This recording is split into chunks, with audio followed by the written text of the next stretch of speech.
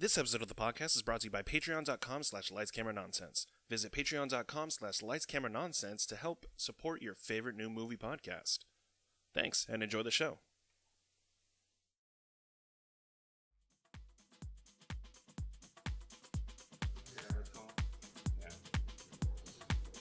And anytime I try to go out and do something interesting, I end up just going to the movies instead. So that's my default.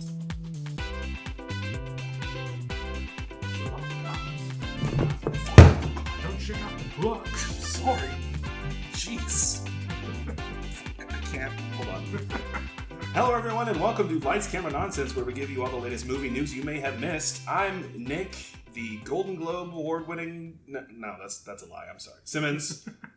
And I'm Zach, good for heart health Smith. Aww. And on January 18th, 2020, let's roll into the previews. Zach, what have you been watching? Well, it's going to be a very short episode. I will not make it so. For my watching habits, it's going to be short. Okay. Because I literally watch nothing. You've been busy with your day job. Not a single thing. I mean, I kind of watched... I watched a little bit of You. Casey wanted me to watch You. I'm sorry, what? Not You specifically, but You with Penn Badgley. I've never met someone named Penn Badgley. I don't know. This is such a dumb joke.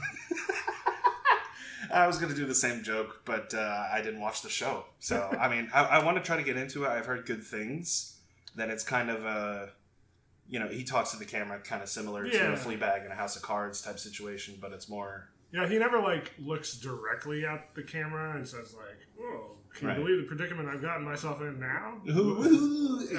But he has, an ongoing internal monologue all the time. So it's kind of like reading a book, but... It's like Dexter. I don't know if you ever watched Dexter. I tried to watch an episode the other day, and I just couldn't get into it. I don't know. Maybe it's his face. Maybe it's Michael C. Hall's face. Wow, that's fucked up. I'm not saying he's ugly. I'm just saying, there's some... actors and actresses that are hard to watch because I don't know, there's something unsettling about them. Well, I know that's the point of the show. I know that's the point of the show, but it was not unsettling in an entertaining way. Same thing with Jennifer Carpenter. I don't know. Maybe it's because I saw her in Quarantine and Last Exorcism. Oh yeah, she was Emily Rose. She was Emily Rose, and so the contorting really. Yeah, freaked me out forever. I've watched, I think, 3 or 4 episodes, and it's pretty good. Pretty good? It's different from Dexter because Dexter is, at the core of it. He is a killer, but he has, his own self-imposed morality, rule set, and Penn Badgley in You does not. Penn Badgley has never been in You. Oh my God. Just let it drop. But that was pretty much it. I can't. I've been watching a little bit more of Star Wars, Clone Wars. Oh yeah. Every now and then, but other than those 2 things, that's it. That's alright. What about you? You watched It Seemed Quiet Things. So Quite a Things. I finished Mr. Robot. Yeah. It takes a hard left turn into a completely different genre in the second to last episode of the series. Jeez. But I still liked it. I still enjoyed everything that they did with it, and I love the characters, and I'm sad that the show is over. We'll get into it, but I'm glad that it got the recognition that it deserves, at least in the final season. Yeah. At least when it comes to its constituents. But I've been watching that. I tried watching Killing Eve. The Sandra Oh show. Right? Yeah. I watched the first episode and I just couldn't get into it. It just got greenlit for a 3rd season. 3rd season? Yeah. Well, I mean, that's more seasons than any other Phoebe Waller-Bridge show, unfortunately. Swish. Because I watched... I finished Fleabag. We've already talked about that, but I watched Crashing, which was a sitcom. Oh, yeah. It's on Netflix, but it's only 6 episodes and it ends on a cliffhanger, and that's it. But it's really funny. If you like Fleabag, you'll like Crashing. So after I watched Crashing, I was like, let me try Killing Eve. I couldn't get into it. So I watched that. TV-wise, I think that's about it. Okay. Oh, no, I watched Kipo and the Age of the Wonder Beasts or something. What the fuck is what? It's are you speaking English? I'm speaking English. It's a Netflix original show. It looks like it's animated from the same people who do. I'm sorry. Hold on. Go back up. Yeah, Ni no Kuni. They did one for Netflix. What the hell? It's a whole what movie. was this? I don't remember this. What? It's literally a couple of days ago they dropped it.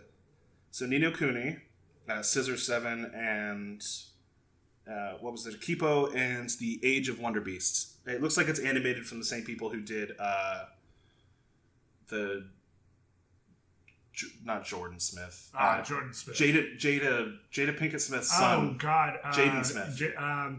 What was that? Metroplex 2027 or something? No. What was that? It was the one that was like so fucking memeable. Yeah, it was awful. Pink hair and he had the Toblerone. It was that one. The Toblerone. Yeah. The Toblerone. No, it looks like it's animated from the same people, but I found the writing and the comedy to be pretty good. It's definitely made more for kids.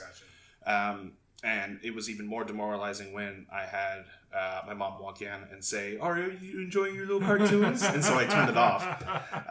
But it's a pretty good show up until that point. Oh boy. Parents, they'll always make you feel like shit. Fucking wonderful. I love you, Mom. So those are all the TV shows I watched. So then I watched a whole bunch of movies. Yes. Let me just go to my Instagram because I'm going to forget one. You would get on your Instagram to post your habitual ticket stub. Yes. And every time I saw it, I was like, this has to be the last one. The last one in the 2 week span. This has to be the last one. And I swear to God, it was like every other day or every other 2 days. It seems like that, yeah. And up until yesterday. It's very true. I just want to make sure. Oh, I talked about Little Women in our last episode. Okay, yes. So it's and The Grudge. So I watched Underwater, starring Kristen Stewart and T.J. Miller. Oh, he's pulling me underwater. Is that line in the movie? It is, but it's not at the. It's not. It's more fucking stupid. It's more muted because obviously a lot of action and music is going on. But that's literally. They did that in post because they put out the trailer and. We need to make sure they say the title of the movie Underwater in the movie Underwater. Everyone's saying we look like fucking idiots for literally saying the name of our movie in the trailer. People do that all the time. Yeah, and it looks like we're about to get Fast and Furious 72. That's not the name of the movie. If anything, It looks like we truly are the Fate of the Furious. But remember the movie Lost in Space in like 1997? Oh, look, we're lost. Okay. In space. That's late 90s, though. We have learned many lessons since then. Since 1997. And if you go back and look at one trip, for instance, have you seen the trailer from Boondock Saints? I have, yes. That thing is awful. It's bad. I mean, granted, I'm pretty sure Troy Duffy did it himself. Yeah. So that probably doesn't help. But yeah, we are the Boondock Saints. It has that, like, the stereotypical action bad theme. In a world where crime has overridden the streets. And then it shows Willem Dafoe as a really gay cop. And it's like, yay! There was a firefight! Oh god! I have not gotten Casey to watch Boondock Saints because of that trailer. Yeah, it's a bad trailer. So I saw Underwater, Vincent Cassel, T.J. Miller, Kristen Stewart, and everyone else I didn't recognize. I'm pretty sure they were the only high-profile 3 actors. It's Alien meets the Abyss. You know, it's okay. That's what it looked like. It's not a bad movie. It's obviously a very short, it's less than 2 hours horror movie where it gets right to it. It starts off with Kristen Stewart brushing my teeth in the bathroom, and then all of a sudden the whole underwater station, because it's like in the Marianas Trench. Okay. And they're like researching and digging into the mantle. Sure. James Cameron, what are you doing here? Yeah, I mean he probably was driving by in his underwater boat. He's doing another documentary with like 50 filming cameras. right next to it. Oh man, that looks like pretty bad, guys. But yeah, everything basically goes to shit in like the first 5 minutes of the movie. Yeah. And so they have to like, oh, well, what are we going to do? So it's definitely a more fast-paced version of the Alien type plot. Mm-hmm. But I liked the creature design. Okay. I thought, well, some of the CGI for it was a little wonky. But do you feel like that's because of more of a budget constraint or because of the design itself? I think it's actually more of the way that they storyboarded and filmed it and blocked it, because a lot of it is obviously Marianas Trench. You're 6 miles underwater. Right. A lot of it's dark and there's no light, and it's supposed to be very claustrophobic. Right. And for the first half of the movie, you're not getting any hint of any monsters or anything. It's not until like they get halfway to where they need to go where they start getting attacked by what seems to be a creature, and then they get like a baby creature, and like, oh, what is this? Oh, it's a new discovery. Oh, I'm like, kill it, and everyone else in the movie, like TJ Miller's like, kill it, because it's obviously going to kill us. Oh boy, if TJ Miller's your voice of reason, you're in trouble. He's definitely, he does a lot of like tongue-in-cheek jokes that where anyone else in a movie or a real life situation would go, shut the hell up. Right. But everyone's just like, haha, TJ Miller. And then, obviously things happen to him and other characters to where they're not in the whole movie. Spoiler alert. Shocking. But are you telling me that Ripley was the only one who escaped? Yes. Yeah. Are you talking about Kristen Stewart? No, I'm not saying that, because that's not true. There's actually a twist on that. And the biggest thing I didn't like about this movie is that when I was watching it in the theater, and I'm not sure if it was because of the way that the projector was screening it, I'm sure that's not it, but the aspect ratio, it's all in widescreen. Okay. So there was a specific moment where a large monster shows up, and you're supposed to kind of get the feeling of the scale of like an eldritch type monster. Yeah. But because it's in widescreen, you don't really get that feeling, because parts of it are cut off whenever they're panning up to it. Yeah. So I mean, it's okay, but some of the effects and some of the tension are pulled away from cinematography choices and directing choices. Who directed this? Actually, give me 1 second. One. Shit. That joke never gets old. Ah, damn it. Underwater movie. This is gonna pan out. The Abyss. No, William Eubank. Boy, I do not know that name. He has directed The Signal. Was his last. Boy, I could not know who this is. Starring any less. Lawrence Fishburne and Brendan Thwaites. He also directed Love, which was that Angels and Airwaves movie. Yeah. So there were some really cool stylistic choices when it came to slow explosions that they did once or twice. But it felt more like kind of not gimmicks to that scene. But I thought it was okay for a quick hour 35 minutes of a movie. It was all right. I would definitely wait for it like on DVD streaming, that kind of thing. You don't have to go to the movies for this. I wasn't planning on it, but I appreciate the verification. Well, I'm saying with like horror movies, especially because kids are back in school, and with my experience of The Grudge that I talked about on the last episode, sometimes when you go to see a horror movie, especially opening weekend, you're going to get those kids, or you're going to get those even adults who just love to talk during the movie, especially horror movies. They'll ruin the experience. So I would just wait for it to watch in your own home, so you can be spooked in your own home. The old person that you are. Yeah. Away from everyone else. Yeah, like me. One of the other movies I watched was Like a Boss. Yeah, you mentioned this the other time we recorded, and I was like, what the hell? I don't even know what this movie is. It was exactly what I thought it was as soon as I finished the movie. From when you watch the trailer to when you watch the movie, your opinion will not change. You either laughed out loud throughout the entire 2-minute trailer, or you didn't, and then you're going to have the same exact experience watching the movie. It's a low-rent Bridesmaids. So, what is the general conceit of the movie? The plot is Rose Byrne and Tiffany Haddish own their own small business of makeup, and they're in debt. You get this all from the trailer. This isn't spoilers. they're in debt, and then they get approached based on one of their ideas by Salma Hayek, who looks like a cartoon Muppet of a person with her wig and her obviously pushed up and enhanced boobs. I'm sorry, it's just very distracting. Any other day, it would be like, good job, Salma Hayek. But she looks like a carrot.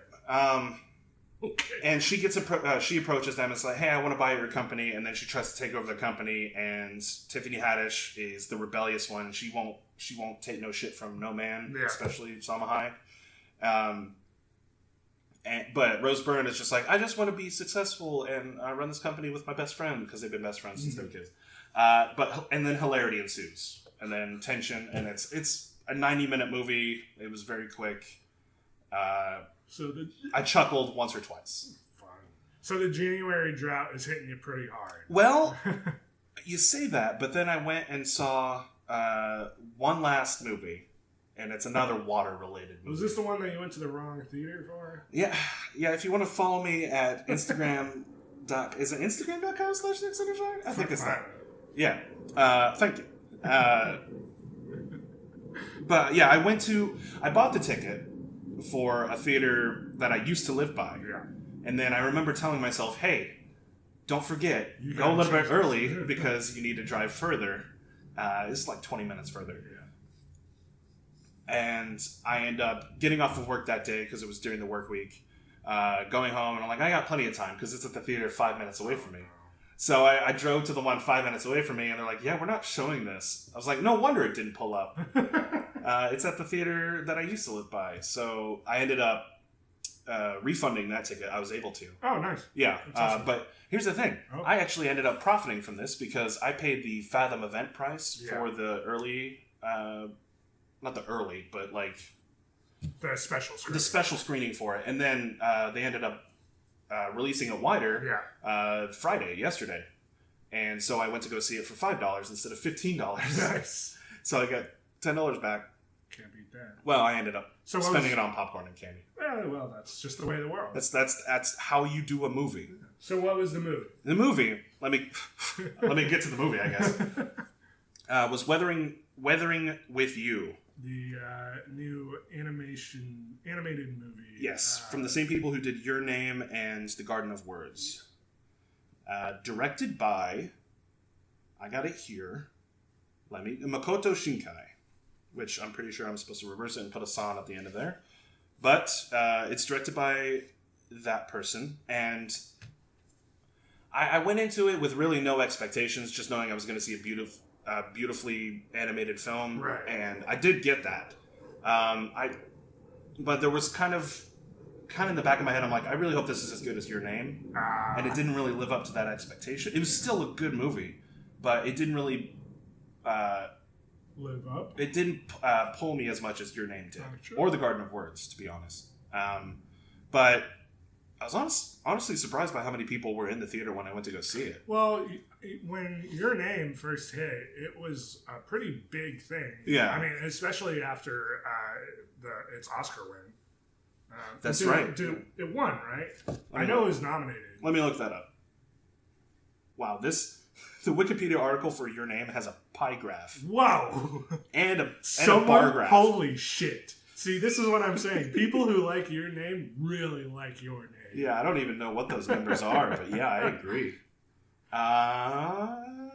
It won a lot of anime awards, like just about every single one. Won a Satellite Award. Seiyu Awards. It won Crunchyroll Anime Awards. It did not win an Oscar. Golden Globe?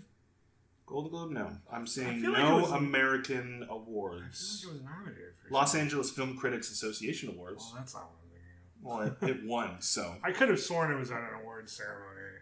BFI London Film Festival. It won quite a bit. It was a really good film. Well, fuck me. What do I know? And the twist of Your Name. No, I haven't seen it yet. Okay, but there's something that happens in that movie where obviously there is a climax and then a falling action preceded by the rising action, as many stories do. But it's a 3-act structure. It is a 3-act. It has a beginning, middle, and end. But I did not expect it in that film. Whereas in Weathering with You, they kind of telegraph it at the very beginning of the movie. Oh wow. And maybe it's because I'm older. Maybe it's because I'm wiser. Maybe it's because Well, you're definitely older. Thank you. But sorry, I had to. When I was watching it, I was just kind of like, okay, I feel like I know where it's going. I know where the climax of the movie is going to go. Yeah. But so I just kind of went along for the ride. It still enjoyed the movie. It's still a really enjoyable movie. And I actually saw the Japanese subtitled version, not the dubbed. And I feel like it was better for that, just because it takes place in Tokyo. You want to get the native language in there. I've talked a few times about my feelings. Dubs versus subs, and I will not go into it. Okay, fine. But yeah, it's hard to like when you're comparing it to something that is universally loved and like held into such a high esteem as Your Name. Like it's hard to match perfection, right? I would say that it's close. I would say it's the younger brother of Your Name and Garden of Words. It's that studio knows how to make a visually appealing film. And if you're a fan of Your Name, I would say go see this. You're probably already going to go see this. If you're a fan of Studio Ghibli films, I say go see this. Because there's fantastical elements in there. There's comedy bits. There's very relatable bits about, being a young kid and wanting to rebel, wanting to do right by your fellow man. There's a lot of that in there. There's depression that it covers. And I feel like it's a very relatable story, especially for kids. I feel like this is definitely a kid's movie, but I think adults can enjoy it as well. Nice. So, that's the movie I recommend people go see if it's in a theater near you. Cool. Yeah. And then a couple movies came out this weekend that I didn't see. So, I guess I could tell the other movies I've seen, and we'll get to our main topic, but I've been watching all of the movies that are nominated for Best Picture for the Oscars. So, let's see. I want to go down the list. 1917. Jojo Rabbit. Jojo Rabbit I haven't seen. That's on the docket. I thought you did see Jojo. No. Marriage Story, which I have yet to see. Is that? Yeah. Irishman, I don't want to finish. What were the other ones? Oh, Ford v Ferrari. I watched. It was good. Okay. You got it? The Two Popes. It's Joker. Saw Parasite. it. Yep. Ford v Ferrari. Saw it. Irishman. Saw it. Once Upon a Time in Hollywood. Saw it. Jojo Rabbit. Didn't see it. And Marriage Story. So Two Popes is not nominated for Best Picture. No. Okay. It is nominated for Best Actor though. So I don't have to watch Two Popes. That's okay. I still need to watch Jojo Rabbit and Marriage Story, and luckily I have the means to see both. So I've been going down. I saw Ford v Ferrari, which was the one I was kind of So is this? I've heard this described as along with The Irishman, a quintessential dad movie. It is a very dad movie because it's about Le Mans, it's about Ford, it's about Ferrari, it's about as you could expect. Yes, it is about both of those car companies. But for subjects that I'm not really well versed in, for one that I've never really had a huge interest in, particularly, I feel like it was a good story to learn about. It's a biopic about the main central characters: Henry Ford II, Enzo Ferrari, Ken Miles, and Matt Damon's character. I feel bad. Corey. It was a lady's name. Carol Bennett. It was Carol Bennett.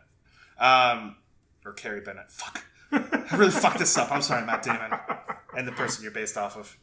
I'm sure he's fine. Flipped. The person that Matt Damon... Anyway. If anyone who could not care any less about a one individual on a podcast such as this, it would be Matt Damon. It would be Matt Damon. So I watched it. I thought, it's a quintessential dad film, and obviously I'm not going to be as entranced. I pulled out the phone, which is a bad sign for a lot of movies, once or twice. But that was... It's one of those movies where all of the action scenes, quote unquote, because they're racing scenes, are very loud, and then all the dialogue scenes are very quiet. But directed by James Mangold. I feel like the cinematography was very well done, especially the racing scenes with Christian Bale, who did a phenomenal job. I don't know if he's nominated for Best Actor or Best Supporting Actor. I just saw that he's in talks to possibly join Thor: Love and Thunder. Oh, really? Oh, yeah. So that'd be very interesting to see him join the Marvel Cinematic Universe. But Beta Ray Bill. You know, make Christian Bale. We need to see his face, because he's best whenever you can see his face, which is most movies that he's been in. I thought it was good. I thought it was okay. I don't think it deserves to win Best Picture over the other nominees. Yeah. In particularly the ones that I've seen.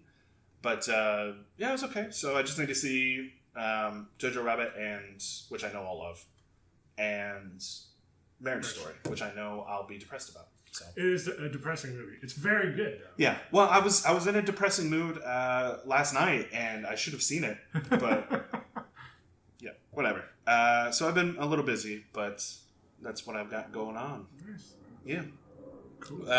What news stories do you have for me? Let's jump into the news. What relevant news stories? Before we started recording, I told you that this is probably the least I've ever been prepared. Right. For a podcast, so the docket might be a little jumbled here, but we'll get through it. Damn it, Zach! You have one job. I have. Well, technically, I have two. I did neither.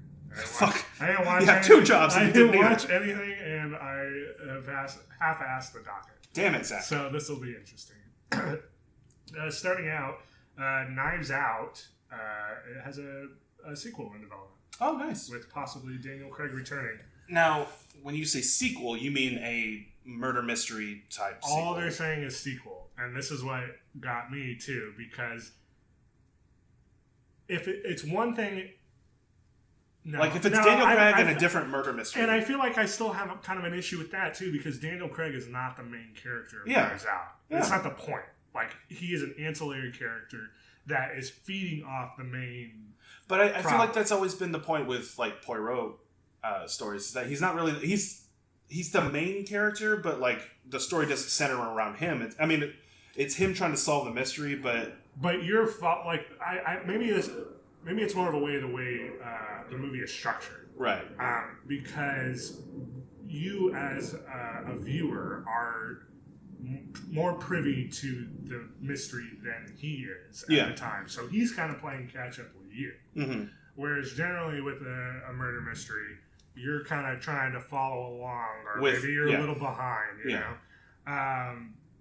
So I feel like it would be weird for him to be like, oh, he's the sole returning person. Like, I guess if it was like, you know, we have come up with a different story and then he is also there, that's one thing. Yeah.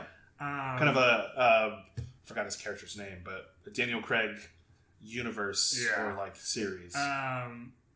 But additionally, how do you make a sequel off of that? Because Knives Out, even the title is like... It'll be called something different. It'll be called something different, and then have his character's name be a blank. Yeah, and granted, literally the whole story is there's a Knives Out sequel. Or another quote-unquote Rian Johnson Knives Out type of movie. Yeah, it was like A Quiet Place 2 is coming out, but then it's A Quiet Place Part 2. Yeah. Whatever. Whenever a sequel is announced, it's always 2 after it. Moving on, Witcher 2 is expected to land sometime in 2021. Well, the game already came out, so what are you talking about? Are you talking about the second season? Sorry. Yeah, I meant Witcher Season 2, not Witcher 2. Might be. It's all good. And apparently, it's going to be more linear. More of a what? Linear. Linear? Okay, yeah, because all the timelines converged at the end of the season 1. Less jumping around there, so maybe that'll be a little less confusing for people. Well, I was okay with it. I figured it out like within episode 3 that they were different timelines. Yeah. But was it really that big of a deal for people? I know Casey was a little confused until about episode 3. Yeah. I mean, and I've said it before, like, I'm at least familiar enough with the source material going in. Like, I know there's, like, time jumping. Well, I mean, and there's the people that are, like... and shit. There's the people comparing it to the games, when it's really based off of the books. And there was, I can't remember. I think it was a scriptwriter. Might have been the director. Maybe she was doing an interview. Someone was talking about how like they understand why fans of the games are like wondering why would you base it off the novels and not the games instead of the more popular quote unquote. And it was like, well, technically the games are based off the novels, and it didn't make sense to make an adaptation of an adaptation. But the person that was writing that article didn't realize that there was definitely a split in creativity between the books and the games. Well, and I mean, like, I think it's probably just all for show to make the author. It's for headlines. At this point, it's all for headlines. And the author doesn't care because he's amicable. He doesn't care now. He's amicable with the game company, and really, it's his works being shown to a wider audience. Right. So that's the whole point of doing all of this. Yep. Oops. Scott Derrickson has dropped out of Doctor Strange 2. I'm sad about that. Yeah. He's a really, really, really talented director. He's so talented. I forgot the word talented for a second. I had a mini stroke. Yeah, he exited over creative differences, which has given me real Edgar Wright and Lord Miller vibes here. Yeah. Yeah. So, I still want Edgar Wright's Ant-Man. Well, we'll see. We'll see what happens with Multiverse of Madness. Which is, I mean, it's going to be a very, very pivotal Marvel movie because you're going to be tying it in not only to the TV shows, right, but to future movies as well. And I read something interesting. I forget what article it is, but it was kind of a mix between the story and then a little bit of editorialism. Yeah. It's hard not to defend, mega giant corporation Disney or anything, but it is hard when you have cultivated this multi-arc, multi-movie universe in which all things are connected. It's hard for a director to be able to come in and have complete creative control. Especially if it's already been established, and this is not only established, but it's a sequel to what has been established. Yeah. So. And then, as you said, it's diverging off into all the different. I think it's because of that. Shows. I think it's because of that, and not a Taika Waititi situation where they're like, "Let's do carte blanche with Thor and figure out because we don't know how to." Dark World sucked shit, man. Yeah, and Thor 1 wasn't received well either. So. I actually liked it. But it was okay. It was okay. It was not as good as Captain America 1 or Iron Man 1. So, when they were making the Thor movies, they're like, we don't know what to do with this character. Let's just give this director, who we've never really dealt with up until that point, I believe, Disney.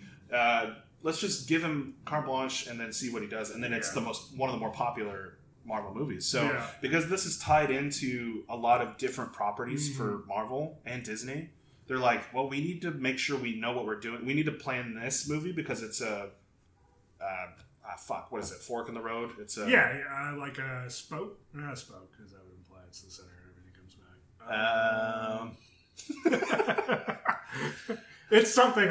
It's a watershed moment for the rest of the timeline. Yeah. So that's what I was looking for. That's probably why they're doing. Yeah, that's probably why they're doing this. Yeah. And why Scott Derrickson's like, you know what? Yeah, if you're not giving me as much creative control as Doctor Strange 1, all right, I'm out. Well, and then it's interesting, too.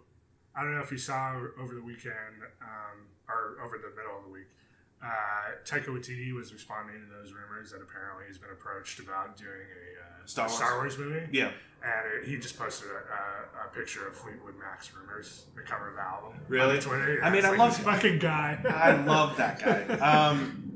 And maybe it's because he can't say anything if it's not true. Right. Or if it is true. Well, and it's interesting you bringing it back to Thor. Star Wars is kind of in a similar situation with its movies right now. Very, very true. The last three, I mean, the best received Star Wars movie of the new trilogy was the very first one, Force Awakens. And it was because you were banking on all that nostalgia. Yeah, and because it was basically New Hope all over again.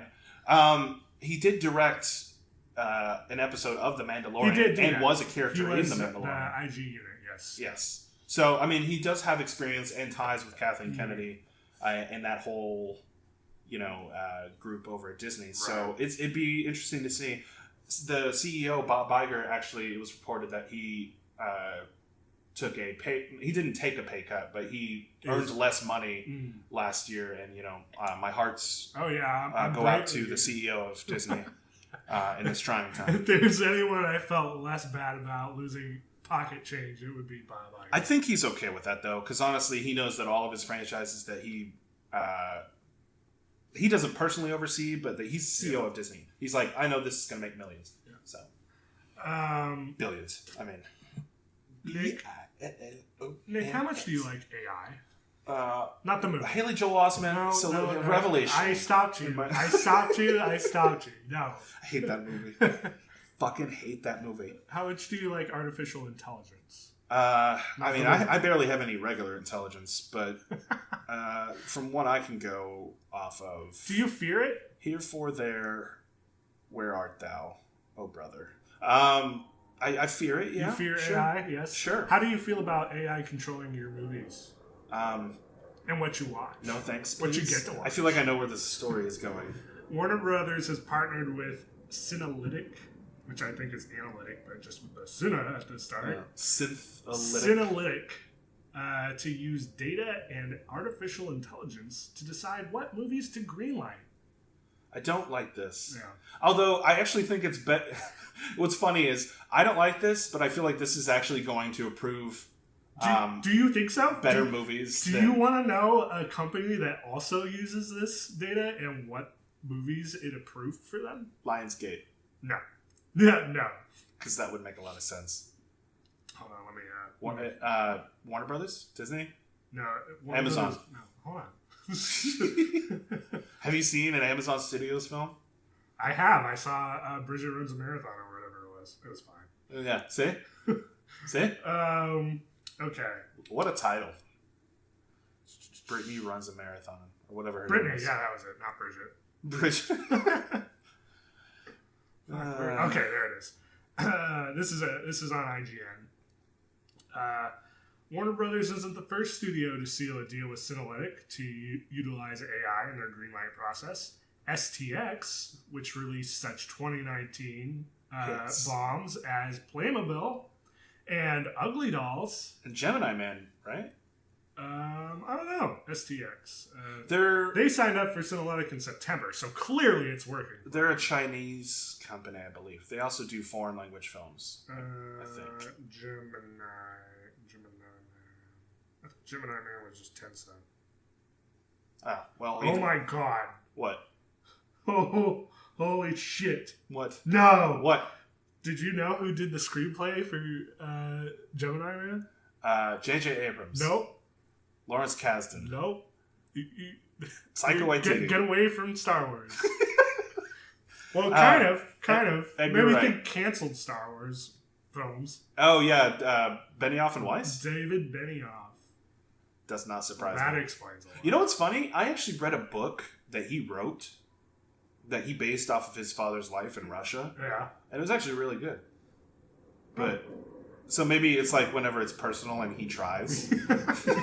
He's like, I have some skin in this game. I'll give some money. They didn't write a lot of the earlier Game of Thrones, and everyone who's listening knows our opinion on Game of Thrones.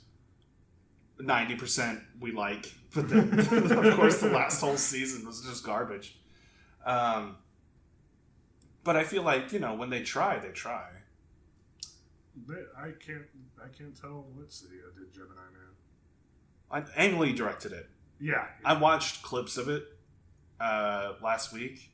It's just not good. I'm glad I never went to go see it. Definitely didn't. I saw the trailer and I was like, you know what? I'll wipe my hands clean of that one. Yeah. But yeah, so I look forward to the future in which... everything is AI predicted? Yeah, don't worry. Synalytic has come out and said, oh, hey, we don't control the creative process. The AI is saying this? No. The people who quote-unquote, control the AI. Yeah, that's not how AI works. But we do get to help decide what gets greenlit, so... I'll be interested to see how that pans out. Yeah. Movie by committee never works. hopes. Yeah, but I feel like a lot of the movies that are greenlit now or are stopped now because of the people who either don't like the people who want to bring it forward, or I mean, they're still crunching numbers by committee. Yeah, it's still happening. Now it's just going to be by a robot who crunches numbers so much better. I'm just saying, like, maybe they'll have a better theoretical synthetic finger on the pulse. They don't even know what a pulse cultural is. Zeitgeist. Yes, they do. They can look it up on Google. Oh yeah, the Terminator knows what a pulse is, and it's like, I don't like that. Shit. I need to kill that. That's not good. Moving on, Bong Joon-ho and Adam McKay are in talks. Watch your mouth. The director of Parasite and Adam McKay, the director of Ricky Bobby. Talladega Nights. Yes. They're in talks to adapt Parasite into possibly a short series or adapted film in English for HBO. I remember talking to this with you. Yeah, we chit-chatted over Twitter about it. So, what are your thoughts on this, just overall? There was one thing they proposed they might do, which was like same kind of concept, but with a different family, and like obviously they would change the names. And maybe like you would even see like some references in the movie or something like that. That I'm more okay with. However, I mean, ultimately, it just comes down to just watch fucking Parasite. Just watch the original Parasite, and then if you enjoy that material, work with the people who made that movie and make something different. I sure as fuck don't think it makes any sense to just remake the movie in English. Yeah, I agree. Because the movie is literally perfect. Yeah. If it could be above perfect, it would be. It was one of the movies that was nominated for Best Picture. It was, yeah. So, and it won Best Picture at the Golden Globes. Yeah. Which Wait, no, it was 1917. Or was it Screenplay? It was Best Director. Best Director. Bong Joon-ho won Best Director and essentially said, "Cool, watch a movie with subtitles." Yeah, it's not that hard. I literally just watched one last night. It was an animated film, but still, I don't know. We'll see how it goes, but yeah, my gut reaction is I don't like this. Just work with the people, and that's always been my general consensus. Yeah. Is, it's an interesting thought, but just work with the people who made that film to make something new and fresh, and exciting, and then adapt that. Do that, man. Speaking of 1917, it is officially topped Rise of Skywalker. Good. In the box office. Better film. Although Star Wars did cross $1 billion as well. Not surprising. Just overall, worldwide? Yeah. But yeah, it's good to see that it's doing way better than they expected it to do. Rise of Skywalker? No, 1917. Oh, yeah. And two, it's just good to see, at least if all the accolades and your own review are anything to go by, that such a great movie is getting recognized. Yeah, if you missed my review of that movie, it was last week's episode, wasn't it? Or not last week's, last episode. The previous episode, yes. Correct. Fantastic. I love that movie. This one... this one's hard for me to talk about because I haven't finished Watchmen. Oh, yeah. I know where you're going. Some interviews have come out with Damon Lindelof where he's basically been like, yeah, I don't really feel like doing a season 2. And in response, HBO has been like, probably won't be a season 2 if he's not on it. Yeah. So... I actually really respect HBO for doing this. So, does it end in a way where you're, like, cool with it? I'm cool with it. Okay. I'm cool with it. As long as that, like, ties up neatly enough to where you're like, you know what? I can feasibly see this ending here. So, for all of the characters that are involved in the story of Watchmen, the HBO series, yes. I can see where they can take one character further, but at the same time, I'm okay with how everyone ends up. Right. Okay. And that, I never really even expected a Watchmen sequel to the comic. Right. But what we got is pretty close to, I'm not going to say masterpiece, but I'm going to say pretty close to a near perfect series that a sequel to a 1980s comic book adaptation can be. Okay. Yeah. So, Well, yeah. I mean, if that's the case, as long as there's no like, oh, and we don't know if this character died or not, like it's not like that, no. Like a cliffhanger.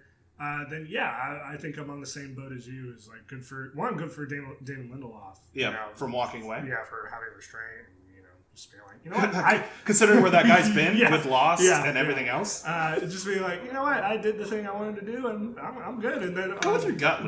Doubly so for HBO. It's so easy for media companies like that to be like, fuck. No, we're gonna go ahead without you.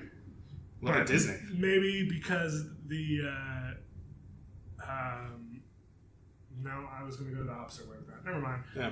I don't have it on the docket, but I did see Westworld season 3 was announced, and anything to shit on Westworld. I talked about it in a previous episode forever ago, but I just stopped halfway through season 2, and I haven't looked back, and I feel better for it. I'm probably going to end up watching season 3, but don't watch it if you feel like you have to. Well, it's one of the few shows that Casey and I watch together. Yeah. Aside from like little things we pick up here and there. Yeah. And I think she's a little bit more excited for it than I am. Or not excited, but looking forward to it, I suppose. So I'll probably watch it begrudgingly, and I'll report back with my findings. Thank you. Because I feel like it's the new Lost, yes. if you get what I mean. Well, I don't know. I enjoy it. Now, granted, the way I watched Lost was I avoided watching Lost forever. Yeah. Until right before the final season started airing.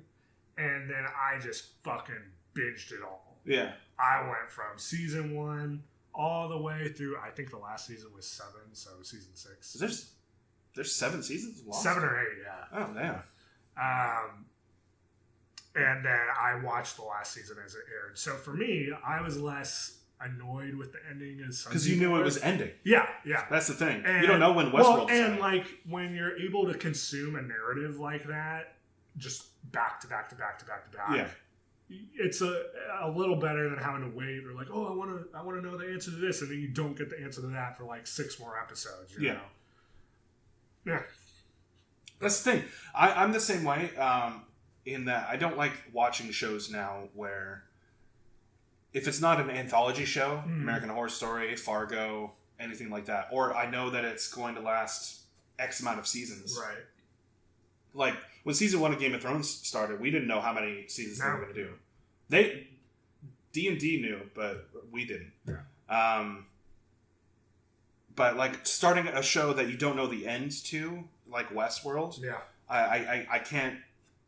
Because then I feel like I'm forcing myself to watch it. That one's hard, too, because that's one of those shows where they're like, season 1 was basically the source material that we had. Yeah. And now we're just going to go off the rails. Yeah. We're going to do whatever the fuck they could do whatever they want.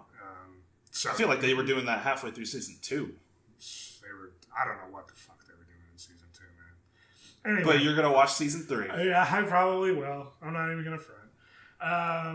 Moving on, did you see the new Morbius trailer dropped? I did, yeah. We're going to talk about Morbius, aren't we? Just a little bit. Fuck. So, you saw the Sam Raimi suit. I did. Okay, I'm glad you pointed this out on the wall, right? Yeah. Okay. I have seen people going like, oh, it's a Spider-Man suit from the PS4 game. Or it is. Well, it's the Raimi suit from the Spider-Man PS4. Yeah, but come on. So it's come on, that's so fucking... No. It was. Shut. No, I know it's in the fucking game. That's it was. No, but I'm saying, like, the people that that worked on the Morbius film were saying that they took that graphic from the Spider-Man PS4 film of the Raimi suit and then put the word murder in. Because all I had seen were people going like, "Oh, it's the suit from Spider-Man PS4," and I'm like, not the original, like. No, I know, but to me it was like they saw the Sam Raimi suit in Spider-Man PS4, and were like, "Oh, that's a neat suit," and then it showed up on a wall, and they're like, "Oh, it's the PS4 Spider-Man." No, suit. it's for some reason deliberate. Fucking youngins. Yeah, and I guarantee when the movie comes out, that's going to be like edited or changed. So so for sure taking place in the same universe as Homecoming and Far From Home. Yeah, with Vulture. So technically also in the MCU, which is weird. Yeah. Now we're super getting into that little area where was it not Amy Hennig? who is it? Who did directing, and she was part of the MCU deal. Amy Pascal. Yeah, Amy Pascal. Where she was talking about how they were going to have these two universes running congruently. Yeah. With Spider-Man kind of in the centers. Yeah. So I just kind of wanted to talk a little bit about this and the mob mentality around having them be connected or have them be separate. What do you want? What do you want, Internet? They don't know what they want. Because 50% want one thing and 50% want the other. And then as soon as the tables flip, they're like, okay, well, we don't want that anymore. Now that it's a possibility, we don't want that. It's like, just go watch the movie, and if you enjoy it, you enjoy it. If you don't, you don't. I feel like I say this every episode. If you go into that movie telling yourself that it's gonna suck, it's gonna suck. Yeah, probably. I mean, and unless you're like, this is gonna suck so bad, I'm excited for it. Especially with comic book movies, like if the more and more you think about it, unless the movie is deliberately telling you to think about it, you're gonna hate it more. I said the same thing with Star Wars movies. The more and more I think about Rise of Skywalker after I came out of that movie, the more and more I hate it. Yeah. And I came out of that movie originally just saying, I'm done. That's fine. I'm done with Star Wars. Well, it's like when you focus on something's flaws so much. You know? It's like the same thing as being in a relationship. Okay. Or a bad relationship, rather. Oh, okay. Much better. If you're holding your partner up or your movie up to like nitpicking standards, that's the garbage truck out there. Yeah, I very clearly hear that. No, that's not a garbage truck. That's just some dickhole. It's a garbage person in a red truck. Yeah. The license plate number is no. As someone who does nitpick quite a bit, if you can't separate that from like just watching the movie, you're not gonna have a great time. Do you know how many times I've seen the first Frozen with Casey, and then every time it devolves into going like, what the fuck? Who fucking? Well, you're the number one Frozen fan. So. I am, yeah. Like, wow, these are the worst parents ever, and why would they do this? Why would they tell her to live this way? It's a kid's movie. It's so fucking dumb. But then we still watch it, and we still like it. But you know, I think only not to toot my own horn here, but a subset of people are able to do that, where they're able to kind of break down a movie but also just watch it. But yeah, still enjoy it and stuff. Those are the critics. It's the beautiful sweet center between the people who are overly positive and praise a director or the actors just because they're involved, and then the people that hate everything. Yeah. It's the difference between I love Cats and Rise of Skywalker is the worst Star Wars movie ever made. Yeah, it's the people that go into a movie to enjoy something, and the people that go in to break it down. Minute detail by minute detail. It's what are we talking about again? Oh, this is the Morbius trailer. The Morbius trailer, which is generic. You talk about the internet. You were tired of the internet. I was tired of the internet not being able to decide whether or not they want something in their superhero fandom. Just go if you watch the trailer and think, oh, that looks interesting, go see it. If you hate it, you hate it. Then talk about it. Then hate it after you see it. Can I say I have been ragging on Morbius for quite a while, just in terms of ever since it's been announced, and I gotta say I kind of like the trailer. You kind of like the trailer? I kind of like the trailer. I think it's a little. I think the trailer wasn't well made, but I'm actually more interested in it now that I know it's a now thing. that there's something else other than Jared Leto plays a vampire. Yeah, which hasn't he always? I'm doing little twirly fingers. It should be interesting. Moving on. I guarantee you the whole connection to the rest of the MCU is going to be a stinger at the end. Like, that's going to be one of the final shots of the movie. Him and Vulture. Yeah. Well, maybe like a Spider-Man cameo or something like that.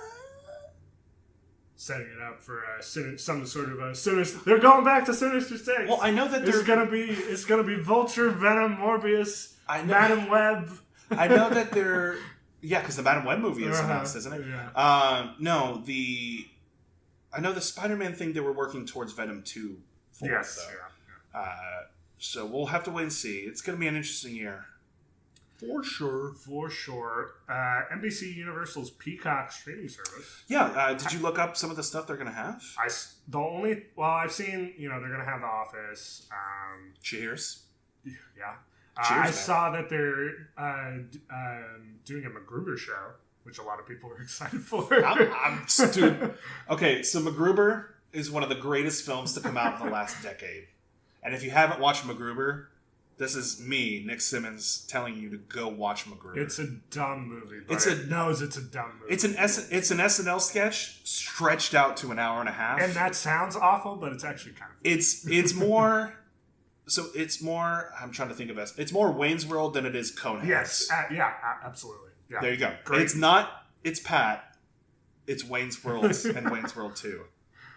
So just enjoy it. Yeah. Oh my gosh, MacGruber TV show. Fuck yeah. I'll sign up for the service for that. Well, you'll have the opportunity to do that. Everybody knows your name. Dun, dun, dun. Cheers. It's going to have a wide release of July 15th, 2020. Interesting. It is going to have a soft rollout to Comcast users.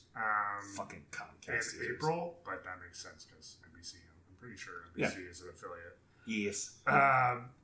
As for cost, the ad-free version is going to be a little bit more expensive. I read somewhere $7.99. Well, it's $5. It's $5 for the ad version. Huh? It's $5 a month, and then for an extra $5, they'll kick you up to the premium, which Maybe is ad free. Huh? $5 is not bad. No, $10 a month. Yeah, this is interesting because now we've had both. It's technically Disney and Peacock. Yeah. Undercutting Netflix. Well, I think Netflix is. Netflix is, I think, base is $11.99. I thought it was $7. It went up. Oh, okay. Yeah. This is, I think, actually technically the cheapest streaming service. Disney's $7. Disney's $7, but you just said they were $5. No. The ad version?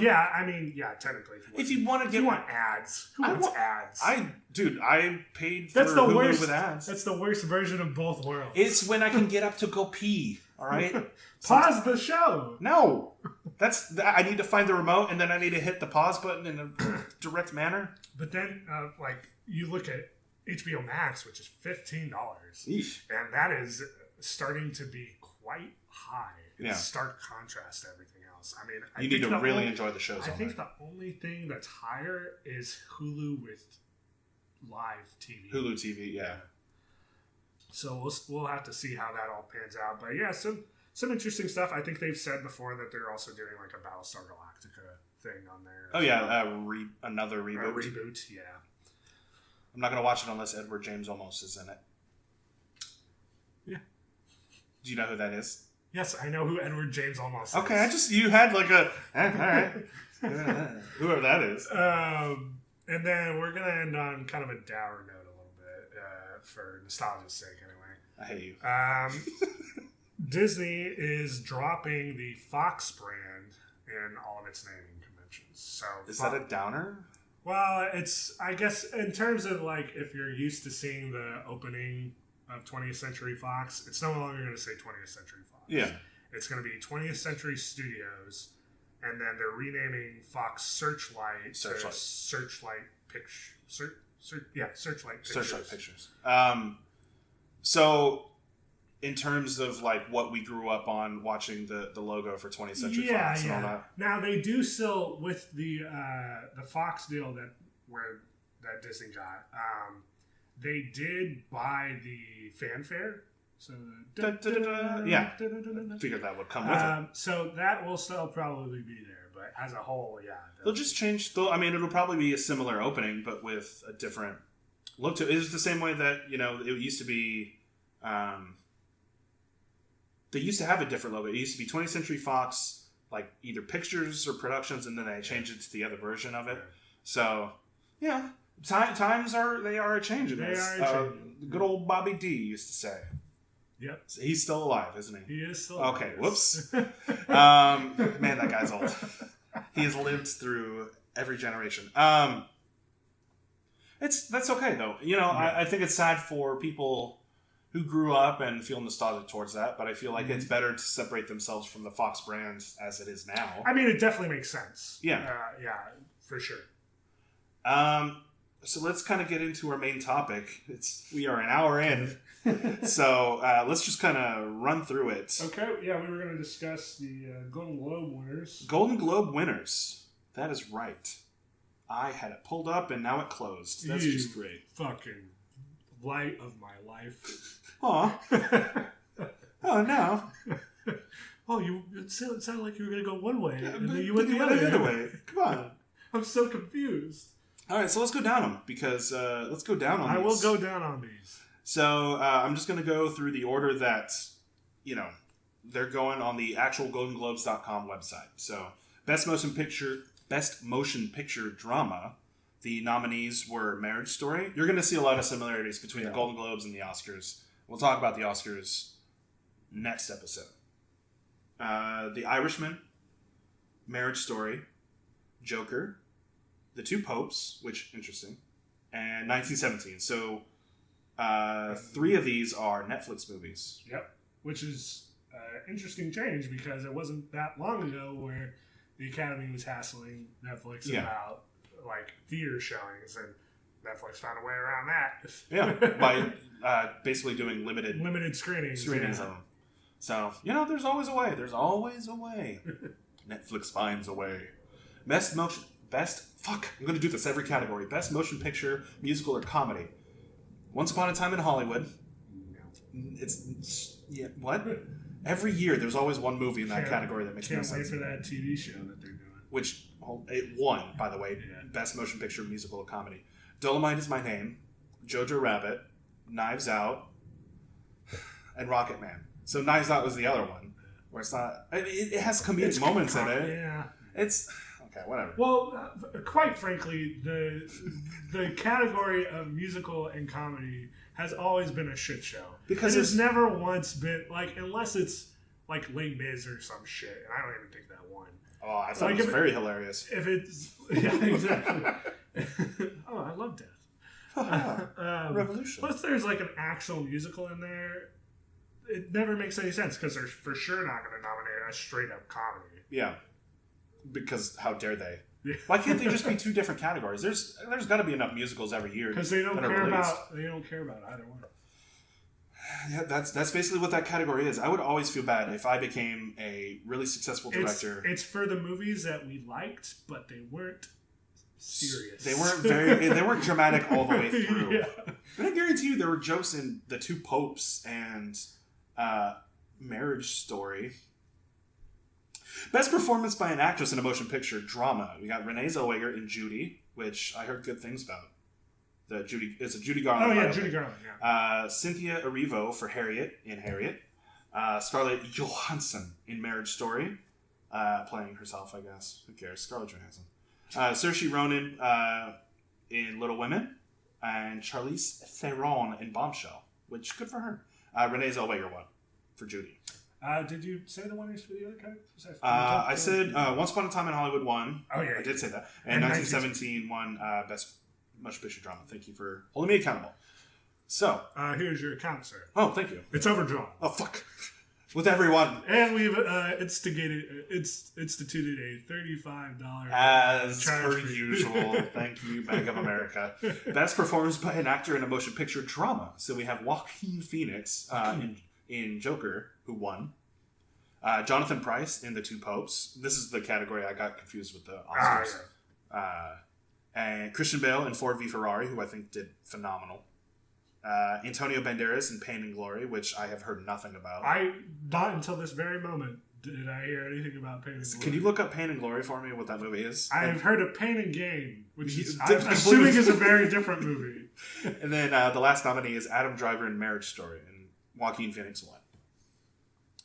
Oh, not Pain and Glory. Pan and Glory, okay. No, not Pan and Glory.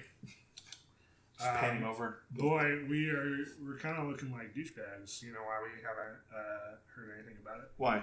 because it's a Spanish language movie. Oh man! Well, that's after we just that's got not on done. us. That's not on us. That's on the theaters in our area that decide not to show foreign language films. Okay, but for real? Oh nope. Actually, they show Hindi films all the time. That's what I was gonna say. Like for real, it's so weird because we really don't get anything other than like Hindi films, and like the occasional Korean or Japanese film. Yeah, with Parasite, but I think we had to go out of our way to go see it, didn't we?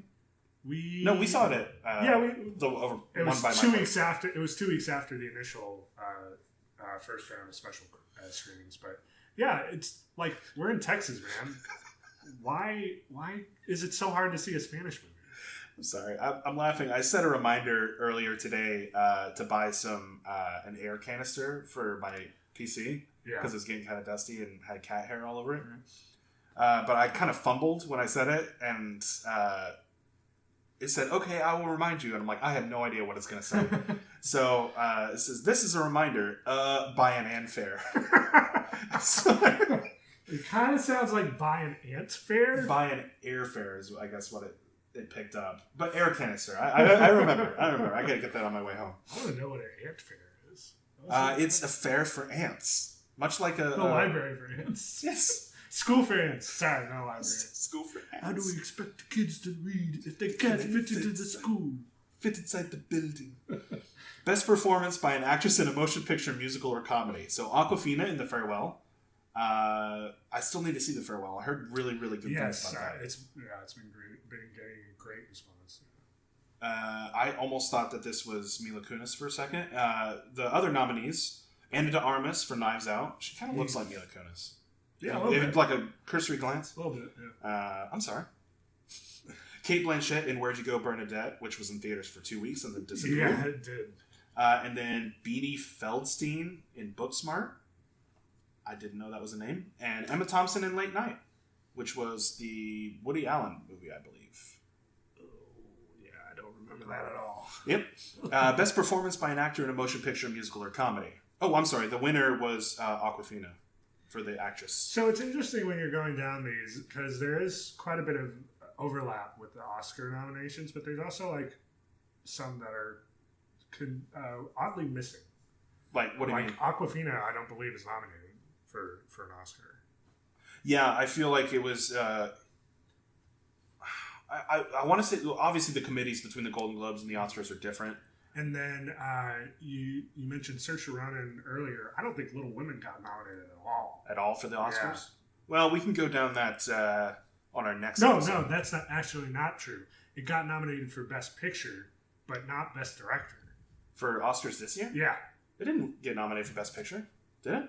Maybe it was on the short list. No, because we just read them. Didn't we just read them? We just read them. We just read them. It wasn't on there. I don't know. There was some shit about Little maybe Women. Best Screenplay, but not Best Actress. Maybe. That's the thing is you'll get a nomination for Best Screenplay, but not Best Director, Best Picture, Best Actor, all that kind of stuff. Yeah. It's very interesting to see one movie win Best Screenplay, then a different movie win Best Picture, and then a different movie win Best Director. Yeah. It's almost always, one movie will get at least two of them. Well, Joker's just got to win them all anyway. It's nominated like 11 times. Dude, which is amazing. For a comic book movie? Well, it is, and I liked the movie.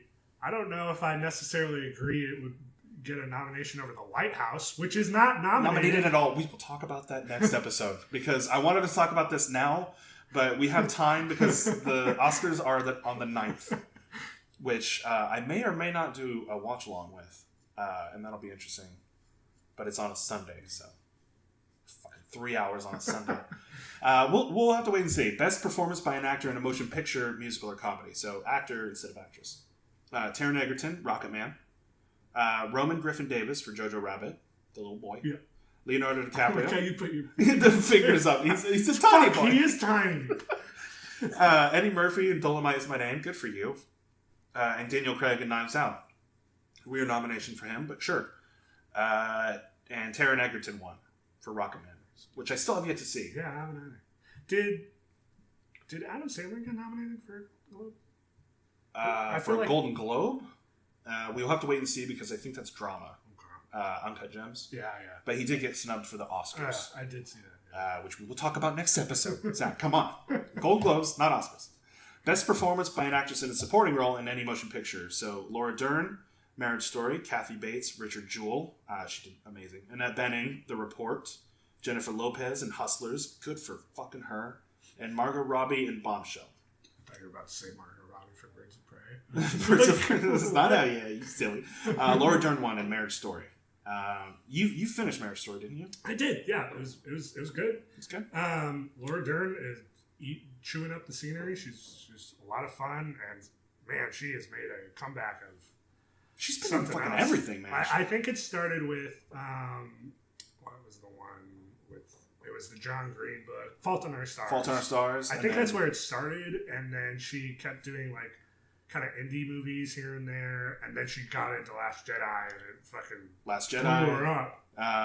So now she's got Little Women. Little Women, yeah. Good for her. Good for her. She always looks sad and angry. She has a sad. She plays a good mom. Yeah. She always plays a good mom. Best performance by an actor in a supporting role in any motion picture. I said Laura Dern won. Yes. Okay. Brad Pitt in Once Upon a Time in Hollywood. Anthony Hopkins in The Two Popes. Al Pacino in The Irishman. Joe Pesci in The Irishman. I'm shaking my head. And Tom Hanks in Beautiful Day in the Neighborhood. Brad Pitt won, which... he was the best part of that movie. He was. Me. Well, I don't know. I take that back. Leo is definitely the best part of the movie. That dude can fucking act. Man. Yeah, especially the last. It's something. It's something. I think I just remember the flamethrower scene. So yeah, I think I gushed about it when we saw the movie. Like, I'll go into a movie with Leonardo DiCaprio, and when I'm walking in there, I'm like, yeah, I expect it'll be great. I mean, when is Leo ever not?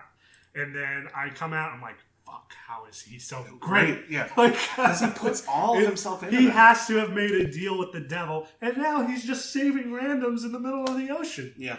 Yeah. Well, it's all about the environment now. Best Director, Motion Picture. So this is an important one. Sam Mendes for 1917. Bong Joon-ho for Parasite. Todd Phillips for Joker. Martin Scorsese for The Irishman. And Quentin Tarantino for Once Upon a Time in Hollywood. I love every single one of these directors. That is astounding. And Sam Mendes won for 1917. So, very, very close for Bong Joon-ho. This is, I don't want to say he's the first Korean director to be nominated for a Golden Globe. That was director, right? Yes. Fuck, what did Parasite win? It won something because he did a speech. We'll see. Best screen, sorry, but I'm a tease. Best screenplay and motion picture. Quentin Tarantino, Once Upon a Time in Hollywood. Guess who's going to win? Steven Zaillian for The Irishman. Noah Baumbach for Marriage Story. Bong Joon-ho and Han Jin-won for Parasite. I'm pretty sure I butchered those names. And Anthony McCartan for The Two Popes. Parasite. Nope, Tarantino won. Fucking hell, man. Yeah. Best motion picture animated. This one I loved. I loved reading about this. So, the nominees are Missing Link, Frozen 2, How to Train Your Dragon: The Hidden World, The Lion King, Toy Story 4. Which one won? Lion King? Missing Link. Really? Yeah. Laika won. Holy shit. Over Frozen 2. Oh my gosh. Yeah. Wow, that's amazing. Yeah. Have you seen Missing Link? I've seen clips of it, but it was one of the ones I missed because it was a busy week for movies. I think I saw something else. So we were just talking about Laika the other day. Yeah. I haven't seen Coraline. Yeah, which is a what? Yeah. One of their best ones, in my opinion. I just go for a binge-a-thon of all the Laika movies. Coraline, Kubo the Two Strings. You don't have to convince me to watch Kubo or Paranorman. Those are fucking fantastic. You might have to convince me to watch Box Trolls because yeah. Some of them are just made for kids. Yeah. So best motion picture, foreign language. Oh, well, there you go. Parasite. Jesus. Portrait of a Lady on Fire. The Farewell. Les Mis. Pain and Glory. Which, there's our answer. Parasite won. Okay. Well, I'm glad I won something, but it kind of stings a little because it feels like a gimme. Oh, wow. I thought it was a dude. Best original score motion picture. Hildur Gudnadottir for Joker. Okay. Alexander Dead Plot for Little Women. Randy Newman for Marriage Story. I'm walking down the street. Thomas Newman for 1917. And Daniel Pemberton for Motherless Brooklyn. And Hildur Gudnadottir, I Am So Sorry. For Joker won. The Joker soundtrack won. Wow. For Best Original Score. Best Original Song, I'm Gonna Leave Me Again. Or I'm Gonna Love Me Again. I'm gonna leave me again. I'm so sick of my own shit. This is the last straw. Fuck you, me. It's I'm Gonna Love Me Again, Elton John, Bernie Taupin, which is a weird name for a song. By Rocket Man, which won. Spirit, and Lion King, Stand Up and Harriet, and Beautiful Ghosts and Cats, which was just a... Is that the Taylor Swift song? That was the Taylor Swift song that got nominated. So Cats is technically a Golden Globe nominated film. Into the Unknown was also nominated for Best Original Song. Into the Unknown! Elton John won. Yeah, alright. Best Television Series Drama, Succession, Big Little Lies, The Crown, Killing Eve, and The Morning Show. And Succession won, which is interesting. Yeah. For a new show to win over the others. But there you go. Best Television Series Musical or Comedy. So Fleabag, The Politician, Barry, The Kominsky Method, and Marvelous Mrs. Maisel. And Fleabag won. Nice. So, yay! That's a good show. Considering it's going to be the second and final season. Like, she's never moving forward with it. Best Television Limited Series or Motion Picture Made for Television. So, Chernobyl. Sure. Chernobyl. Catch-22. Fosse, Verdon. Fosse, Verdon. And The Loudest Voice and Unbelievable. I have not watched a lot of these. Catch-22 was good. But Chernobyl. Based on the book? Yes. And directed by... played Batman. Does the coffee commercials. Which one? George Clooney. Have you seen that since Chernobyl aired, that tourism to Chernobyl has gone up? I've seen the Instagram pictures of people like doing like half nude pictures in Chernobyl. People are garbage. Yeah, I hate people. People are dumb. What a bunch of bastards. Best performance by an actress in a limited series or a motion picture made for television. Now, say that 5 times fast. I will not. Do it. No. Michelle Williams for Fosse Verdun. Joey King for The Act.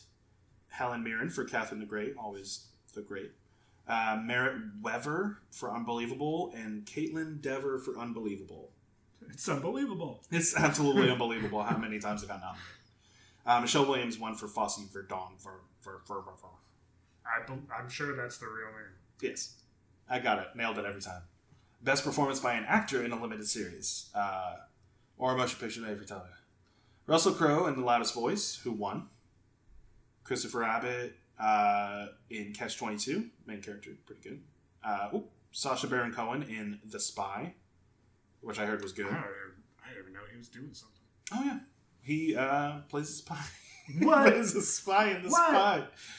Jared Harris in Chernobyl, and Sam Rockwell in Fosse Verdon. Best performance... I'm going to have to keep doing it, too, because I know it's nominated more times. Best performance by an actress in a television series. So, Olivia Colman in The Crown, Jennifer Aniston in The Morning Show / Friends, Jodie Comer in Killing Eve, Nicole Kidman in Big Little Lies, and Reese Witherspoon in The Morning Show. So, Olivia Colman won for The Crown. She even good The Crown. Do the crown? Yeah, the two fingers. Yeah, use your 2 fingers. Yeah, your lineage is escaping to Australia. Apparently. What do you mean? Oh, you haven't gotten all the notifications on your phone about how Harry and the I don't know, the royal news. What are you talking about? Prince Harry and Meghan Markle. They're like leaving the British royalty. Oh, are they? Yeah, well, they want to anyway. Oh. They're like tired of it, so they're gonna leave. I mean, they're related to it, so it's like you can't ever leave. Yeah. So they don't want to live in. They're abdicating. Is what they're doing. Yeah. Okay. Best performance by an actress in television series drama. I don't care. That's like thousands of miles away. Brian Cox in Succession, who won. Tobias Menzies in The Crown. Oh, Menzies. Menzies. Stop the rails. Menstruation. Kit Harington in Game of Thrones. McQueen. That's uncanny. Kit McQueen Harington. Billy Porter in Pose, who was in Like a Boss, and he was actually... look at my moment or whatever. I don't know. It's in the trailer. It's pretty funny. I chuckled at that. I'm sure anyone who's seen the trailer for Like a Boss is understanding who the one you're talking the about. one male actor besides the guy from Deadpool. Yeah, like it's a cast of 5 Which guy people. from Deadpool? Because the cab driver. Oh, okay. Yeah, I thought you meant Ryan. Who's now in everything. He's in everything. And Rami Malek and Mr. Robot, who I really wanted to win. Brian Cox in Succession. Good job, yeah. Mr. Cox. I was just watching. Gilmore Girls is on quite a bit in this household. Yeah. It's a good show. Good writing. He was in an episode of Gilmore Girls. Ryan Cox? No. Good for him. Rami Malek. He's winning and he's in Gilmore Girls. Yeah, Rami Malek. Rami Malek. Yeah. Was he good in it? He has the bug eyes. He played the role that he was playing. Yeah, he's like this awkward church kid. Yeah. Who is kind of dumb. He plays awkward characters. But that was funny. He popped up there. You're like, hey, that's the guy from Mr. Robot. Yeah. Show I've never seen. Best performance by an actress in a television series. Phoebe Waller-Bridge won for Fleabag. Christina Applegate was nominated for Dead to Me. Rachel Brosnahan for Marvelous Mrs. Maisel. Kirsten Dunst for On Becoming a God in Central Florida, which I've never heard. Kirsten Dunst is a god? On Becoming a God in Central Florida. She became a god? And Natasha Lyonne for Russian Doll, which I think is the only Natasha Lyonne is a Russian doll? Yeah, she kind of looks like one. A little bit. I love the pause. A little bit. So we were going to cover another topic, but... I think we are out of time. We're definitely out of time, for sure.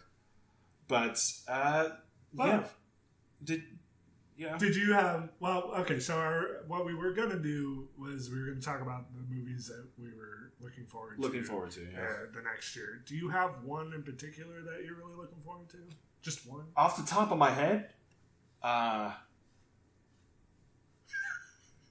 Hold on. I thought I had it written down, but then I probably got rid of the list. I feel bad. Well, definitely the Godzilla versus King Kong. Yes. Yeah. Is one that I know is on the horizon. There's always movies that are like they're set to be this year, right. And then they get pushed back. Yeah. Is Doctor Strange 2 this year? Next year. That's next year. Well, dang it. Yeah, with Marvel, I don't know what's coming out, and with Star Wars, they don't have anything. It's Black Widow.